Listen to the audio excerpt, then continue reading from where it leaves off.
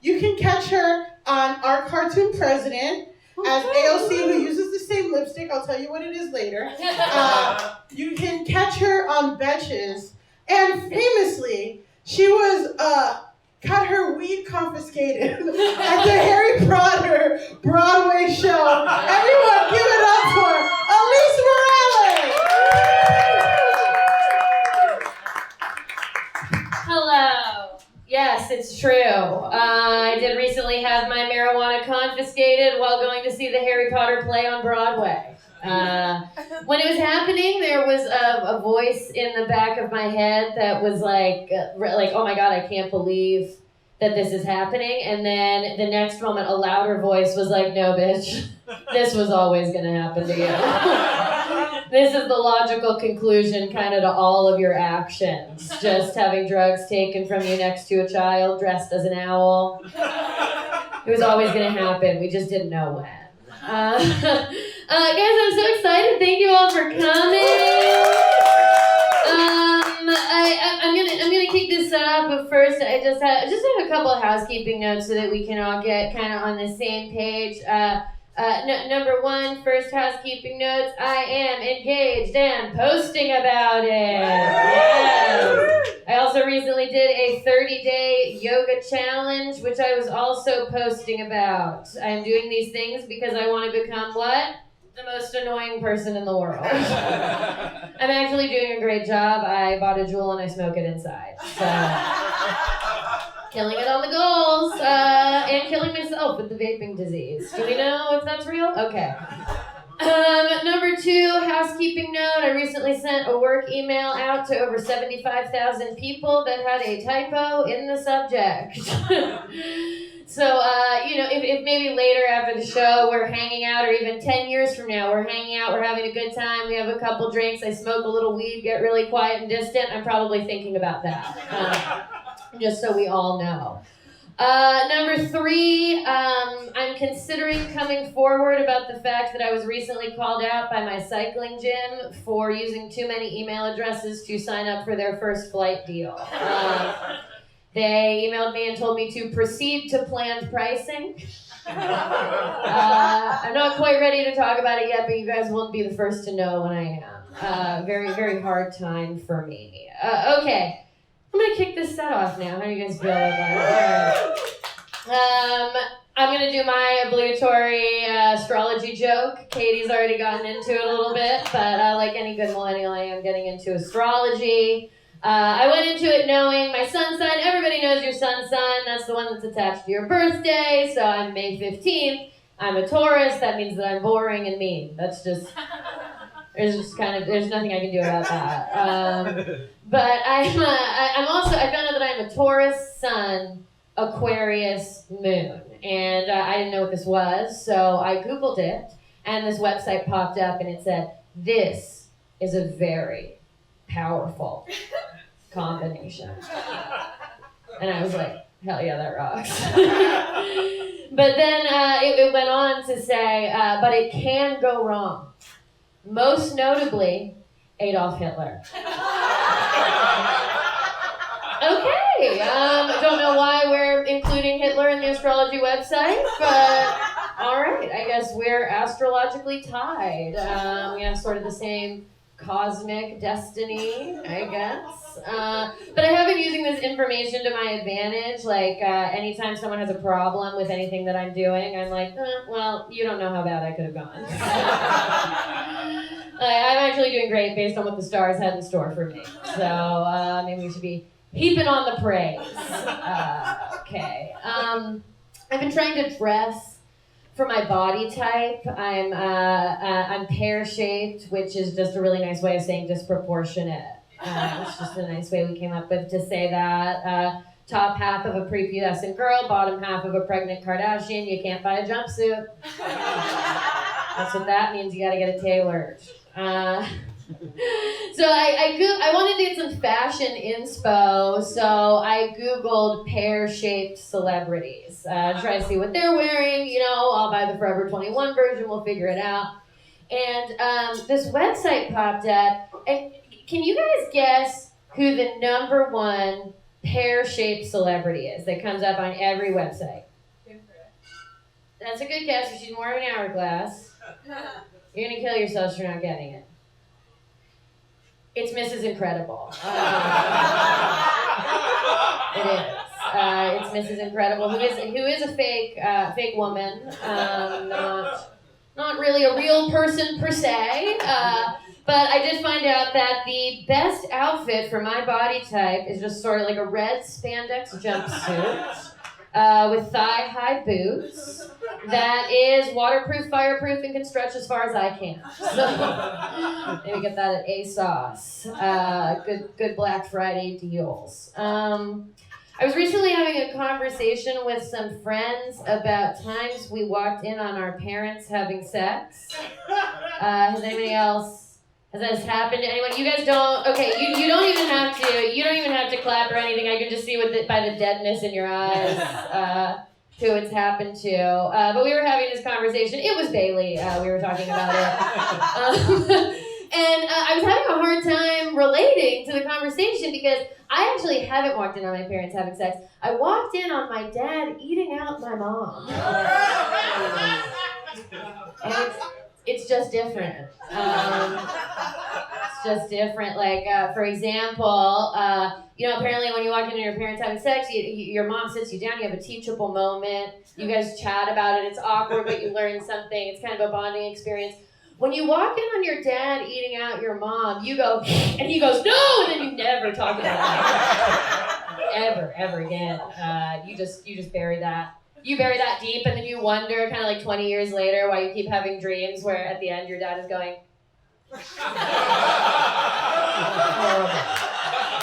horrible. We were at my grandmother's house. It's true. I watched Pinocchio. I got scared. Went to my parents' room for comfort. Came out with only questions. But now that I think back on it, I realize that the real hero of that story is my mom, just in her mother-in-law's house, laying back, getting serviced by her Latin lover, surrounded by crucifixes. Very empowering. I wish I hadn't seen it, but now that intellectually I understand that it was a powerful feminist moment. Okay. I'm ready to make a confession now. I feel like we're far enough into the set where I can do that. Kind of hard to talk about, but I have a younger sister who's hotter than me. I know.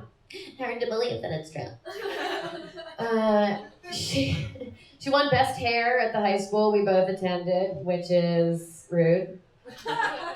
She's now a professional yoga instructor, which is disrespectful to me. So now I just have this sister who's 25, she's got long mermaid hair, she can bend in half, and I just can't shit when I'm on vacation. That's kind of like my superpower. That's what I'm bringing to the table. We're going to Miami for Christmas to visit my family, and the last time I'm having anxiety because the last time we did this, my sister outshone me so hard at this Christmas, you guys. Okay, so day one, it's Christmas Eve, and she pulls out her ukulele because that's also what we're dealing with here. And she plays this beautiful Spanish Christmas song. It's called Feliz Navidad. Gorgeous song. And she plays it so beautifully that my stroked out 98-year-old grandmother just comes to and remembers everyone for 5 hours. Then she turns around, she teaches a yoga class to my adult cousins on the beach. Turns around again, teaches a stage combat class to my younger cousins. Just pulls that one right out of her pocket. Meanwhile, I just didn't shit for 5 days. I don't know what's going on. I don't know if it's sort of flying, what's happening with my stomach. I did that joke once, and after a show, someone came up to all the comics, and he was like, you were great, you were great, you were great, you were great. I know a gastrointestinologist, and I can get you help. And that was the day I knew I was famous. Okay. Now that I have endeared myself to you all, which I have done, I'm going to talk about politics. Who's voting for Joe Biden? Okay. We're all in for Joe. No. I just feel like, if having a microphone and a stage is such a privilege, and I feel like it's important to shine a light on different issues, even if it's kind of awkward to do within the context of a comedy show. So I just want to take a second to speak on an issue that I think doesn't get enough coverage. I think people are afraid to speak on this issue, and it's that I think that Donald Trump's sons, Don Jr. and Eric, are so fucking ugly. And I know I'm not supposed to say that. Like when I tell this joke, I feel people pull away. They're like, Alise, no, focus on the issues. But how can I focus on the issues when they look wet all the time? Why? And here's the thing, I don't need everybody to be hot, okay? I don't need politicians to be hot, but I do need rich people to be hot. You know what I mean? Yes. Okay, especially evil rich people. That's the deal. You ruin the earth, we look at you, okay? Take Ivanka, for example. She's got sweatshops, her scarves, they catch on fire, but at least she has the decency to cap her fucking teeth before she does that shit. Meanwhile, we've got these two clowns looking like a bad face swap of each other. And I know that shit is true because one time I shared a bad face swap of them thinking it was a real picture and I got roasted. Very embarrassing for me. We've got another election coming up. I'm already thinking about what am I going to do on election night 2020. I'm trying to do it better than I did last year. I'm trying to take care of myself because last year I went to the Javits Center. And for those of you who don't know, that's where Hillary Clinton was scheduled to appear. I went there because I thought things were going to be different. I didn't know when my friend Ian, shout out Ian, came up to me and was like, Alise, I've got 2 tickets, election night, on the floor to see Hillary Clinton. I said, Ian, I can't imagine a reality in which that's not an amazing idea. And I went, and a lot of people have asked me, like, what was it like to be there on that night? What did it feel like? And I felt a lot about it, and I think it's like you're going to a surprise party for your friend, and you get all dressed up, you're all excited, you get on the train, you get there, and the surprise is that your friend is dead. And it's just not appropriate for you to be wearing so many buttons. Doesn't make sense. When we were there that night, when they called Florida, a woman next to us just fainted. Just dropped on the ground, and honestly, she was right. I was like, stay down, bitch, don't get up. I hope she died, honestly. There's been nothing since that she needed to say. But I am excited for the next election. I've been following it pretty closely, and I wanted to share with you guys some thoughts. I wrote this down. So I've been trying to rank the different candidates by energy, and I just want to see if you guys kind of resonate with some of this. Let's see if I've got this right. So Joe Biden, I feel like, has uncle at a wedding who started out fun but is too drunk now energy. I think that's correct. Okay, Elizabeth Warren has inspiring teacher from your high school who in retrospect you realize was a lesbian energy. Bernie Sanders has old guy on a rush hour train who gets fed up and decides to yell at a Wall Street bro for him to take his backpack off energy. I think that's absolutely happened in real life.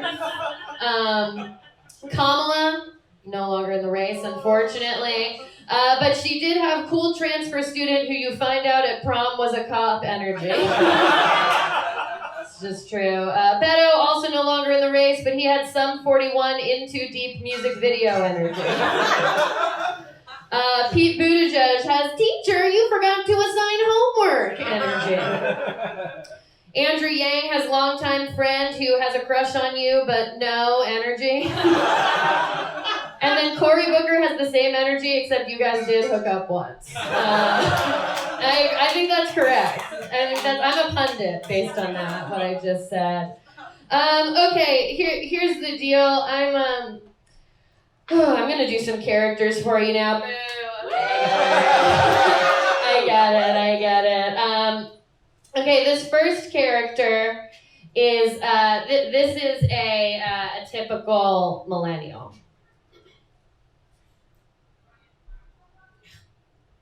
Emily, do you remember Jax, that Tinder guy?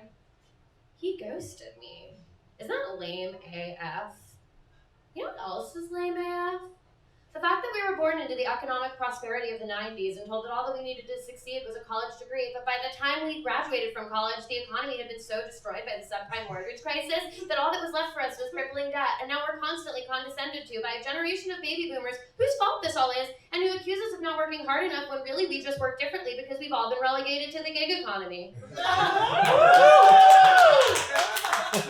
Oh my god. Jax just sent me a picture of his dick.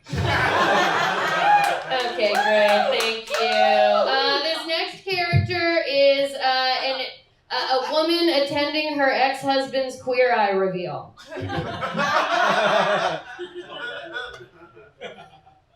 Oh my god, Alex! You look amazing, doesn't he? Look amazing, it's crazy what a little effort can do. After all asking for it for so many years, yeah. Okay, you finally got the haircut. That's so good. That's awesome.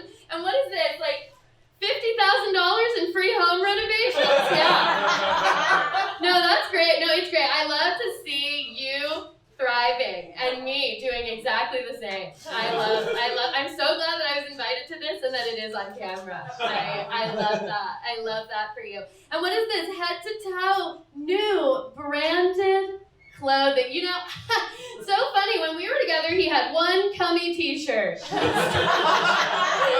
You see, now you've got a suit on. No, I actually recently bought a dress on Amazon Prime. So it's kind of the same. What? Oh, Karamo had you apologize to everyone in your life. Everyone? Everybody. You didn't leave a single person off that email. Nobody got missed? Okay, yeah. When we were together, you used to squirt toothpaste directly into your mouth. Okay, great. Thank you. Is anybody a fan of the show Sex and the City? Do we have fans? Okay, if you're not, just know that the next bit I'm going to do is really good. Really good impression. So this is my conception of a 2019 episode of Sex and the City where Steve is trying to convince Miranda not to take a job in the Trump administration. Okay? But what about the kids at the border, Miranda? That's kind of that. I imagine she would be like, it's just money, Steve. Men do it all the time. And then Samantha would like fuck Pence or something. I haven't come up with the whole plot yet. Okay, this next character, this is an impression of a guy I saw at the Natural History Museum in DC, and just to set the scene on this, in 2009, I took acid and went to the Natural History Museum.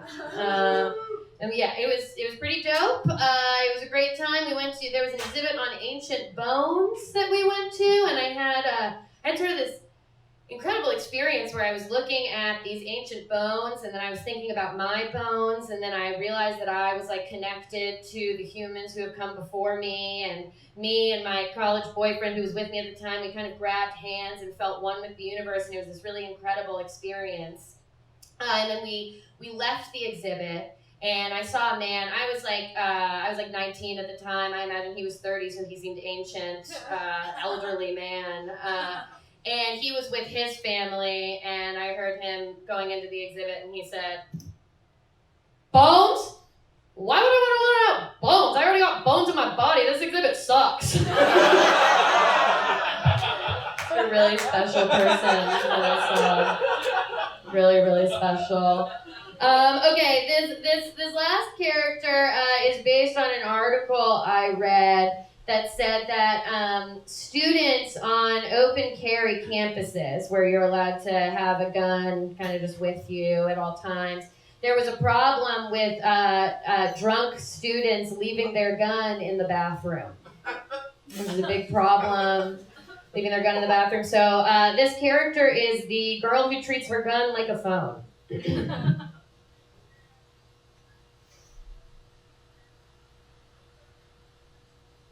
Amber! Did I leave my gun in the cab?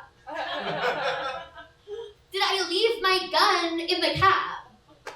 Well, think back to the cab. Was I using it? No, if I had it in the cab, I would have been using it. Fuck.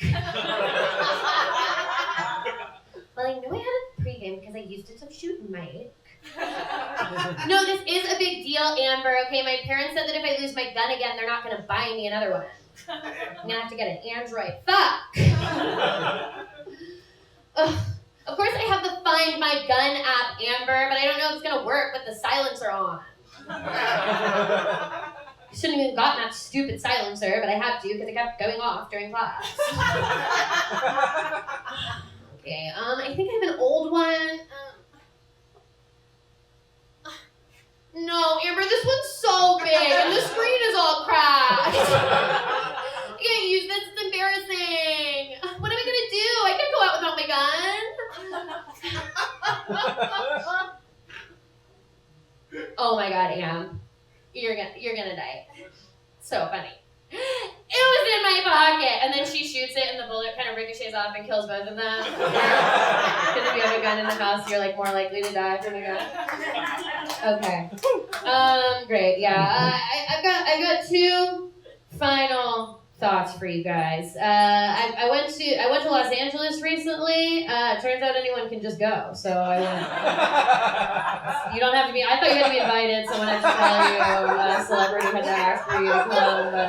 But actually, anyone could just book a ticket and go. So I went and I got my makeup done while I was out there, which felt very fancy. I got my makeup done by this woman named Frances. And I don't know where you guys are at in sort of like your feminist education, but actually the most empowered thing you can be is a woman named Frances.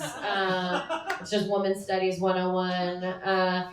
And Frances had this sort of amazing quality that I haven't seen since, oh God, it had to be Michelle Kelly around 2005. Michelle Kelly obviously being the most popular girl at Oakton High School from 2005 to 2006. We all remember. Usurped by Virginia Burroughs 1 year later. Very sad. But she had this amazing quality wherein you start a sentence that sounds like you're saying something nice about Alise.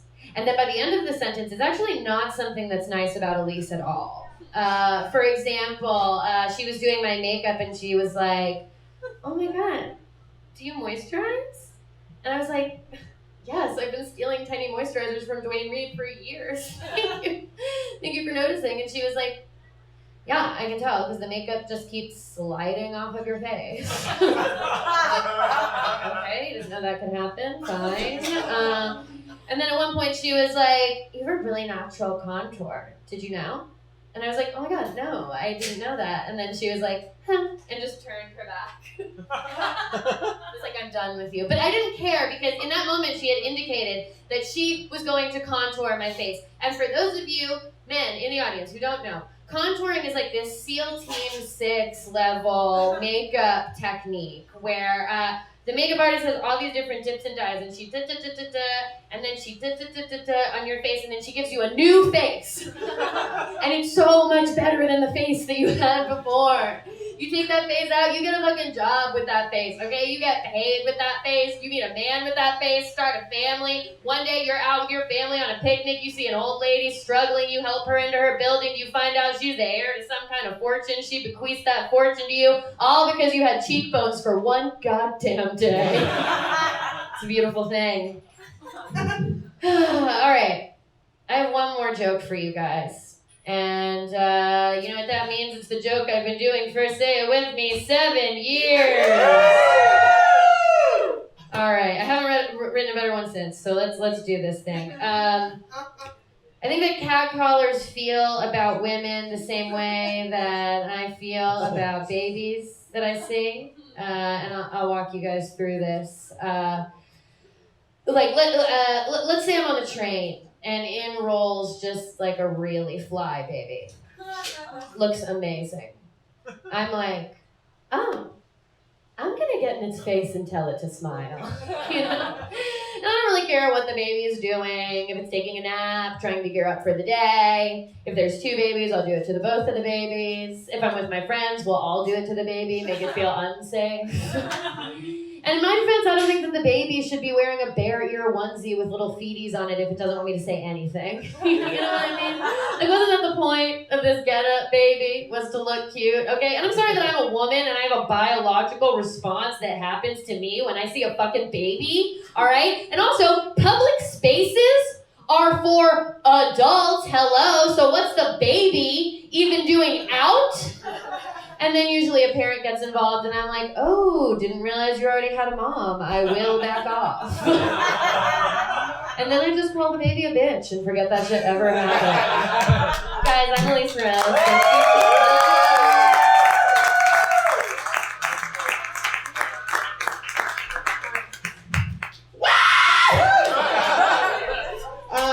Yes, that scared all of you. Oh my gosh. Can we give it one more time? For Alice? Can we give it up one more time for me? Can we give it up one more time for Katie? This was amazing. You can follow Katie at Katie Rabbits on Instagram, and Alise at Pandalise on Instagram, and me at Milly on Fire with a 4 instead of an F on Instagram, or on Twitter as Lactose Intolerant. Ladies, gentlemen, free-thinking people who don't subscribe to any binary, this is it. That's the end of the show. Buy me a drink. Thank you!